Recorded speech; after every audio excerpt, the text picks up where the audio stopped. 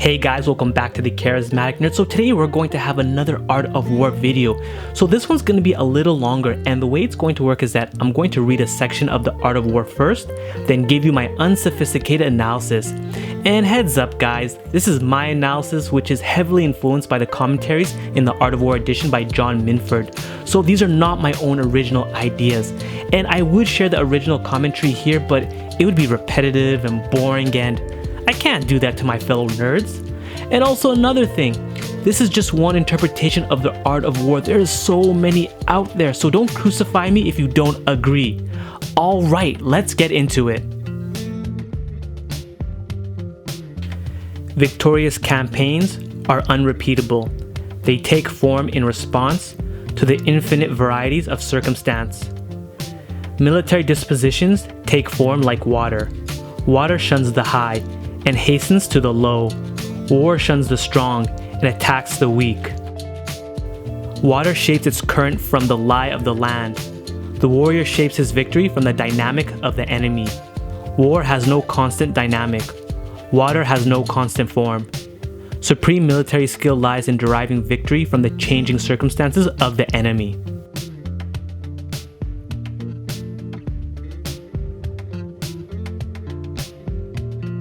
You see how some people get amazing results, but when you do the exact same thing as these successful people, you don't get a similar result.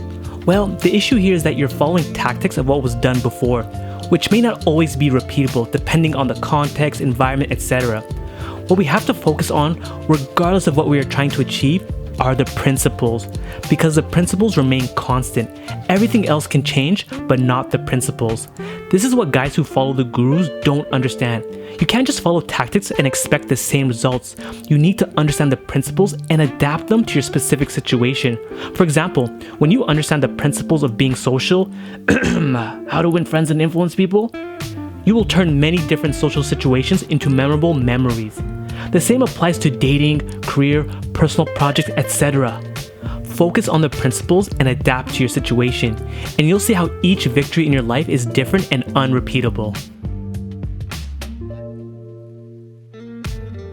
This one is a bit tough to analyze, but let's give it a stab anyway. So water is soft and yielding, but it can also be destructive.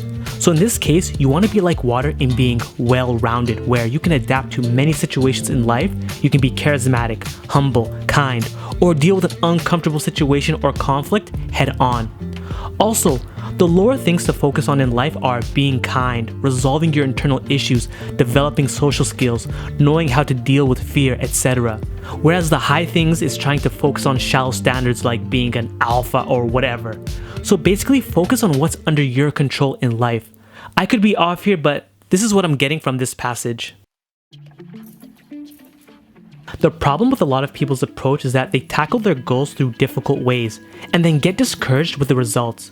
You need to find the line of least resistance. It's like in Atomic Habits. You want to start with simple forms of action when building a habit.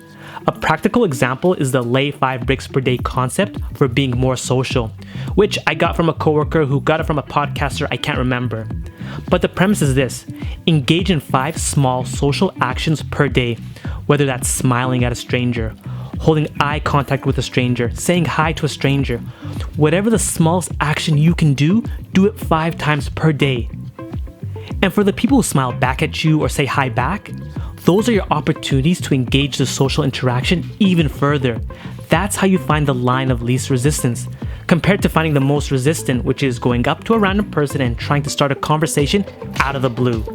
So whatever you're trying to pursue in life, find the line of least resistance by adapting the lay 5 bricks per day concept. And if you want another example, say 5 push-ups per day if you want to start your journey of fitness, or writing 5 lines in your journal every day if you want to make journaling a habit. You get the idea, right? Of course you do.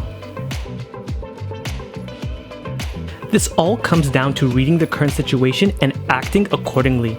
For social interactions, this is reading the person or the room and acting accordingly. For working out, this is listening to your body and adapting the workout. For fighting, this is reading your opponents like Mayweather or Lomachenko and exploiting the opponent's weakness. And a quick note, This is why over-relying on book knowledge can be a disadvantage, since the knowledge is sterile. You have to be able to read the situation, people, and other dynamics in life, and allow yourself the flexibility to adapt to them. Nothing is constant in life. The dynamics change with different people, environment, etc. And you evolve in response to all of this. This applies to almost every area of your life, whether that's for your career, social life, love life, family, etc.